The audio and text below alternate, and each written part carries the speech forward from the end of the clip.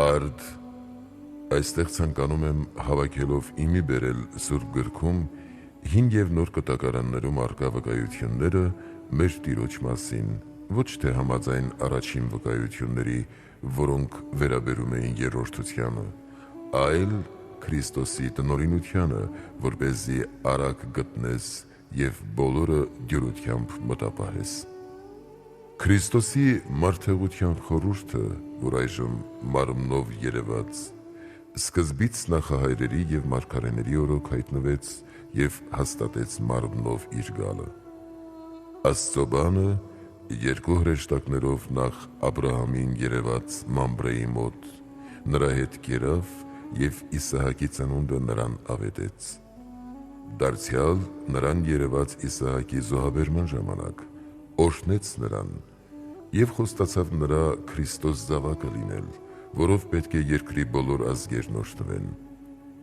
Դրանից հետո Աբրահամի որդուն Իսահակին երևաց, նրան ակնարկելով զավակի մասին, նմանապես Հակոբին երևաց սանդուղքի մոտ, Տերը կանգնած էր նրա վրա և հրեշտակները վեր ու վար էին անում։ Նաև հետո գիշերը երևաց և գոտեմարտեց նրա դեմ ու Իսրայել կոչեց նրան, որ նշանակում է Աստվածատես։ Եվ հետո Մովսեսին երևաց Քորեբ լեռան վրա, ուր վառվում էր մորենին և չէր այրվում, և իր էաբնույթ անունը ճշմարտելով բազում հրաշքներով ու հնարներով Եգիպտոս էր առաքում և ծովը ճեղքելով ժողովրդին անապատ էր առաջնորդում։ Եվ դարձյալ երևաց Սինա լեռան վրա կրակով և մշուշով և աստվածագիծ մատներով գրված օրենքի տախտակները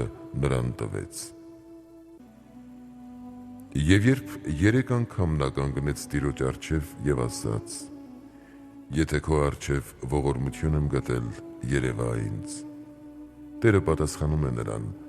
«Ոչ ոք չի կարող տեսնել իմ երեսը և ապրել, բայց քեզ կդնեմ քարայրի մեջ և կտեսնես իմ փառքը, և քանզի Տերը ողորմած ու գթած է, նրան խոնարհությամբ երևաց»։ Այնուհետև ժողովրդի վրա զորավար ու առաջնորդ կարգեց Հեսուին, որ անվանակիցն ու օրինակն էր Քրիստոսի, իսկ հետո Դավթին թագավոր, որ Նաթոռ հիմնահաստատեց նրա զավակի համար։ Ավելի ուշ երևաց մարգարեներին, որոնք տեսնող էին կոչվում, աստվածակերպ հայտնությունների հաղորդակցվելու պատճառով, նրանք, որ համաձայն իրենց կարգի, Իսրայելին քարոզում էին Քրիստոսի գալստյան մասին, ինչպես Դավիթը երգեց. «Տեր, Տեր մեր, քանզի երկրի վրա սքանչելի է քո անունը»։ Նաև Հեսուն նրան տեսնում էր իբրև զորավար, պայծառ կարգով, նաև Դանիելը նրան տեսնում էր իբրև հին օրերից աթոռին բազմած դատավոր, իբրև մարդու որդի էր տեսնում ամպին բազմած։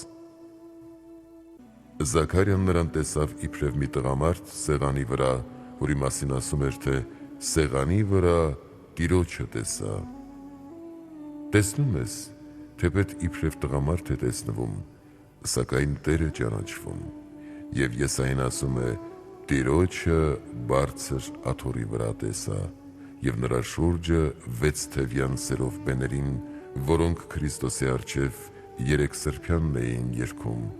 «Սուրբ, Սուրբ, Սուրբ զորությունների Տեր, երկինքն ու երկիրը լի են նրա փառքով»։ Նաև Եզեկիելը Քոբար գետի վրա տեսավ 4 կերպյան աթոռ մարդու, առյուծի, եզի և արծվի կերպարանքով, և Տերը նրա վրա։ Եվ 8 թևյան քերովբեներն ասում էին. «Օրհնյալ է Տիրոջ փառքն իր տեղում»։ Եվ այսպես Աբրահամից սկսած և նրա զավակից հետո նրանց բազմիցս երևաց, ինչպես Մովսեսով էր ասում. «Ես հաճախակի պիտի երևամ տեսիլների մեջ և մարգարեների ձեռքին պիտի նմանվեմ»։ Հրեշտակները կարգված են մարդասեր Աստծուց, մարդկանց պատգամախոսելու համար, երբեմն երևալով մարդու կերպարանքով, ինչպես Աբրահամին և Ղովտին, նրանց սեղանակից լինելով, Նաև Դանիելին երևաց որպես մի մարդ, նմանապես Գեդեոնին թանձր տեսիլքով, Մանովեին գավազանով, Զաքարիային լեռների մեջ հեծյալի կերպարանքով, Հեսոին իբրև մարդ երևաց, նա աներկյող հարցրեց. «Յուրային ես թե մեր թշնամիներից»։ Եվ երբ ասաց. «Աստծո զորքերի զորապետն եմ», նա երկրպագեց։ Բոլոր պատգամաբեր հրեշտակները Տիրոջ անունով աղաղակում էին, մեկը թե զորությունների Տերն ասաց, մյուսը ամենակալ Տերը հրամայում է։ Նաև Եսային ասում է. Աստված չի անում մի բան, որ հայտնի չլինի իր ծառա մարգարեներին։ Բազում ժամանակներից հետո միածին որդին եկավ երևաց աշխարհում, և խորհուրդը, որ ծածկված էր ազգերից և հավիտենություններից, մարդկանց երևաց և իր փառքը մարդկանց ցույց տվեց, ինչպես առաքյալն է ասում.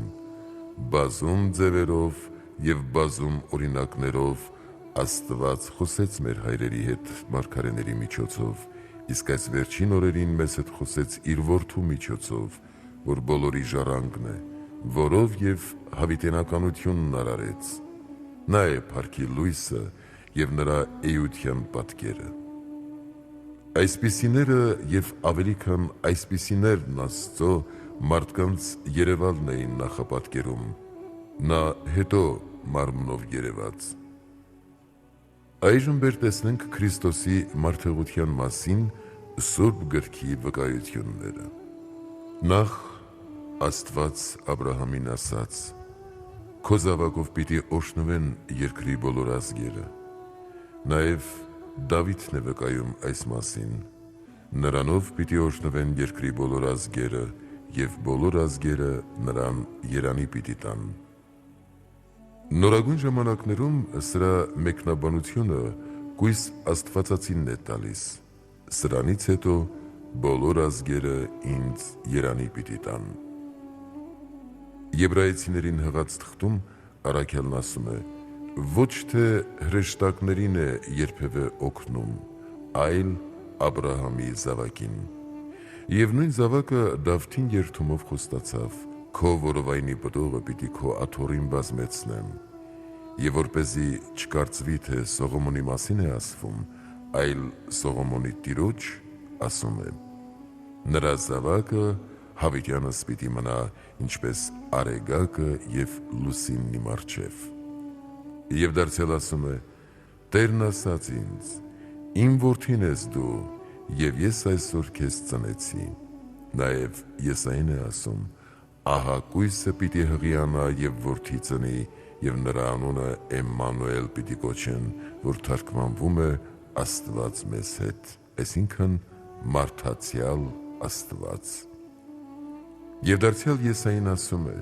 «Մեզ մանուկ ծնվեց, որդի տրվեց մեզ, որի իշխանությունն իր ուսերի վրա է, և նրա անունը Հզոր Աստված է, խաղաղության իշխան և հանդերձյալ աշխարհի Հայր»։ Միքիա մարգարեն նմանապես ասում է.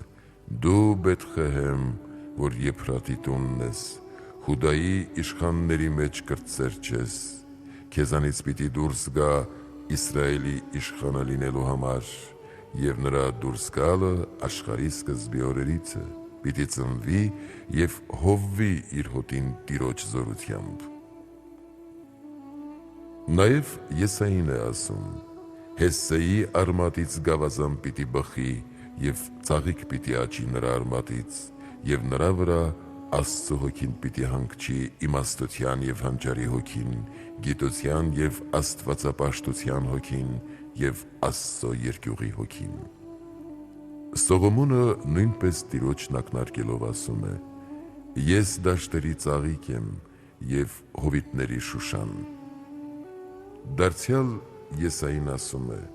«Ահավասիկ մեր Աստվածը, ահավասիկ Տերը գալիս է իր զորությամբ, և իբրև մի հովիվ իր խաչները պիտի հովվի»։ Եսային դարձյալ ասում է.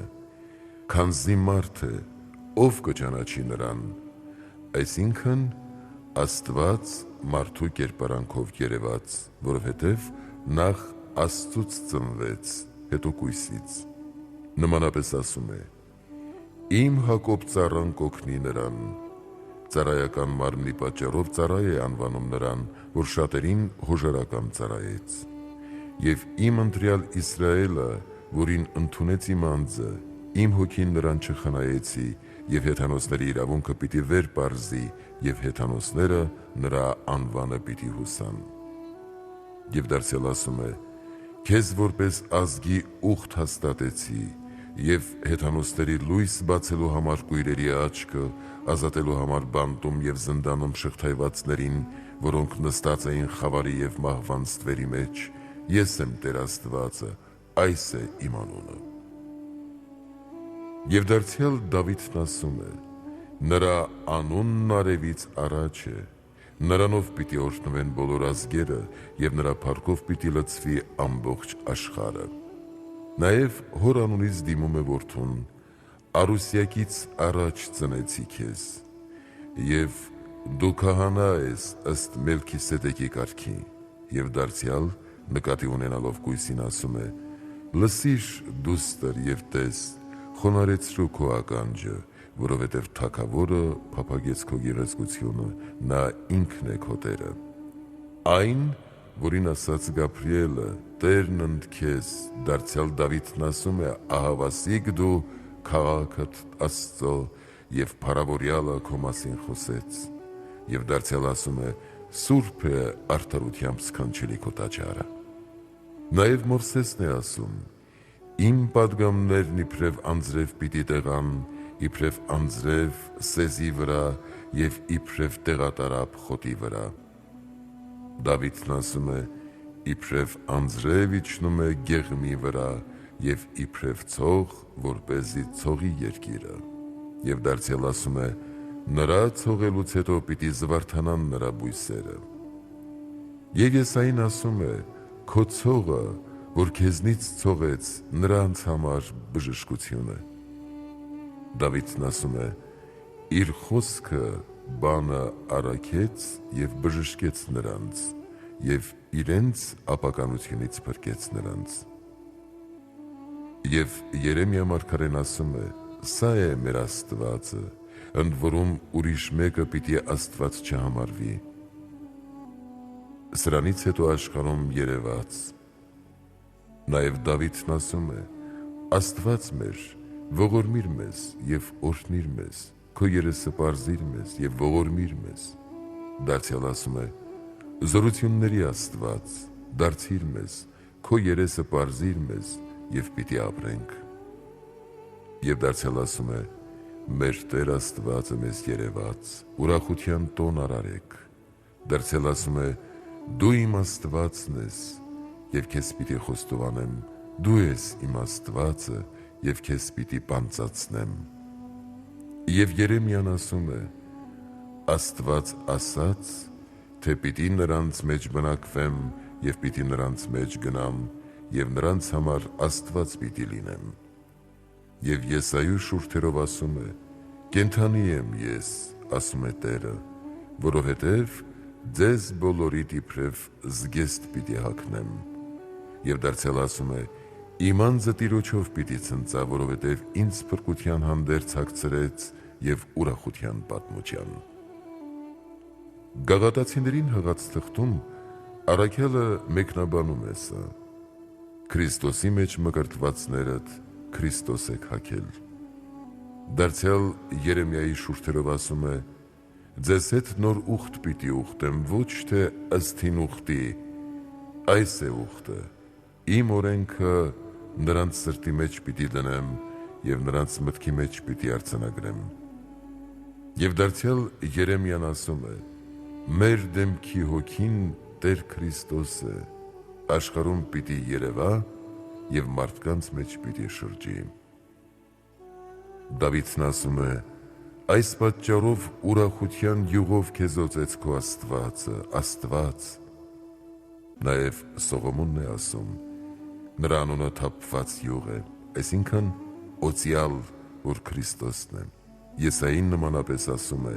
«Տիրոջ հոգին իմ վրա է, այդ պատճառով էլ օծեց ինձ, առաքեց ինձ ավետարանելու աղքատներին»։ Մարգարեներից բերված այս բոլոր վկայությունները մեր Տիրոջ Հիսուս Քրիստոսի ծննդյան մասին են։ Բոլորից առաջ Ադամը մարգարեացավ, որ իր կնոջ անունը կյանք կոչեց, որովհետև նա է բոլոր կենդանիների մայրը, որ կույս Մարիամն է, որ բոլոր կենդանիներին կյանք պարգևող Հիսուսի մայրն է։ Նաև Ամուլ Սարան, Ռեբեկան և Աննան Սամվելի մայրն իրենց կուսությամբ Մարիամի ծննդաբերման օրինակն էին։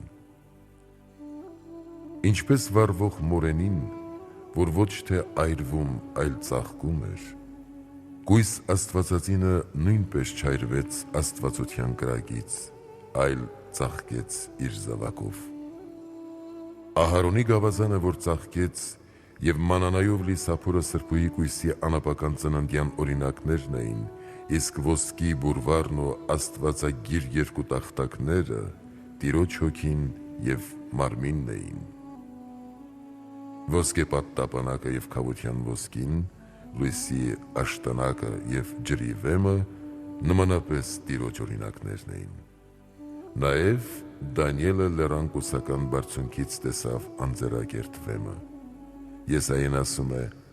«Ահավասիկ ես Սիոնի հիմքում վիմաժայր եմ դնում, ով նրա վրա հաստատվի պիտի չամաչի»։ Դավիթն ասում է. «Վեմը, որ անարգեցին կառուցողները, անկյան գլուխ եղավ»։ Նաև Սողոմոնը. «Նա փակված պարտեզ է և կուսությամբ կնքված աղբյուր»։ Եզեկիելը փակված դուռ է անվանում, որով ոչ ոք ելումուտ չի անում, բացի Իսրայելի Տեր Աստծուց։ Աստծո բանն իջավ հնոցի մեջ մանուկների վրա, և կրակն իբրև քաղցրագույն ցող ցնցողում էր նրանց վրա։ Նաև Հակոբը մարգարեանալով ասում է. «Շարավղից դուրս եկար որդյակ», այսինքն Քրիստոսը կույսից ծնվեց։ Դարձյալ ասում է. «Թող Հուդայում իշխան չպակասի և ոչ էլ պետ նրա տոհմի մեջ, մինչև որ նա գա, քանզի թագավորությունը նրանն է, և հեթանոսները նրան պիտի հուսան»։ Նաև Մաղաքիա մարգարեն ասում է. «Ինձնից երկյուղացողների վրա պիտի արդարության արեգակ ծագեցնեմ»։ Եվ Հովհաննեսի հայրն ասում է. «Բարձունքներից մեզ այցելեց արեգակը լուսավորելու համար մեր խավարը»։ Եվ մոգերը, որ պարսիկներ էին, Բաղաամ մոգի վկայությունն ունեին, որն իր չորրորդ առակում Քրիստոսի մասին ասում էր. «Պիտի ծագի Հակոբի աստղը, և Իսրայելից մի այր պիտի բարձրանա»։ Եվ այս պատճառով, երբ արևելքում նրա աստղը տեսան, Հրեաստան եկան և հարցնում էին, թե որտեղ է ծնվելու Քրիստոս։ Այս մասին նաև Զաքարյան է ասում. «Ահա այրը և նրա ծագումը»։ Այս մասին ասում է նաև Սողոմոնը. «Արեգակը ծագում է և արեգակը մայր է մտնում ու իր տեղը աճապարում»։ Եվ հորը ասում է. «Ինչ է երկիրը, ուր իջևանում է լույսը»։ Նաև «Քեզնով կարգավորվեց առավոտվա լույսը»։ Եվ հետո Սիմեոնը բազուկների վրա վերցնելով ասում էր. «Արդ ազատ արձակիր քո ծառային Տեր, որպես լույս հայտնվեցիր հեթանոսներին»։ Սա այն է, որ ասաց. «Ես որպես լույս եկա այս աշխարհ, որպեսզի յուրաքանչյուր ոք, ով հավատա ինձ, չտեսնի խավար»։ Մսուրի մասին Եսային ասում է. «Եզը ճանաչեց իր տիրոջը, և էշը իր տիրոջ մսուրը, մինչդեռ Իսրայելը ինձ չճանաչեց»։ Դարձյալ ասում է. «Ահավասիկ Տերը թեթևամպի վրա նստած պիտի գա Եգիպտոս, և պիտի ցնցվեն եգիպտացիների ձեռագերտերը»։ Թեթև ամպ է անվանում կույս Մարիամին, որ բարձր էր իր կուսությամբ և անհաղորդ ապականարար հյութին։ Եվ դարձյալ ասում է. «Եգիպտոսից պիտի կանչեմ իմ որդուն, նաև Նազովրեցի պիտի կոչվի»։ Եվ Զաքարյան ավանակ նստելու մասին ասում է. Ասացեք Սիոնի դստերը, ահա քո թագավորը գալիս է հեզորեն նստած էշի վրա, էշի ավանակի վրա, և պիտի խորտակի Եփրեմի կուռքերը և պատերազմողի աղեղը և անապատ զնդանում շղթայվածներին պիտի ազատի։ Նաև Հակոբն է ասում. խաղողի որդից պիտի կապի իր ավանակը և ճյուղից էշի ավանակը։ Եսային ասում է. մի հեծյալ տեսա ուխտի վրա նստած և մի հեծյալ էշի վրա, որը ուխտի մազ հագած Հովհաննեսն էր և էշի վրա նստած մեր Տերը։ Նաև Դավիթն էր ասում. օրհնվի նա, որ Տիրոջ անունով պիտի գա, Տիրոջ տնից օրհնեցինք քեզ։ Դարձյալ մանուկների և կաթնակեր տղաների բերանով հաստատեցիր քո օրհնությունը։ Սրանք հետո, իսկ մոր ծննդաբերման մասին երգում Սողոմոնն ասում է. կանանց մեջ գեղեցիկդ, որ նախապատրաստվեցիր տակավին արգանդում, պիտի անախտ մարմին ծնես, այսինքն անապական։ Եվ Տիրոջ մասին ասում էր. շատերից ընտրված իմ եղբորորդին կարմիր ու սպիտակ է։ Նաև Հակոբն էր ասում. նրա աչքերը գինուց կարմիր են, նրա ատամները կաթից ճերմակ են։ Դավիթն ասում է. տեսքով գեղեցիկ է բոլոր մարդկանց որդիներից։ Քրիստոսի մեր Աստծո մարդեղության մասին այսքան, և ավելի քան այսքան վկայությունները քաղված են մարգարեներից։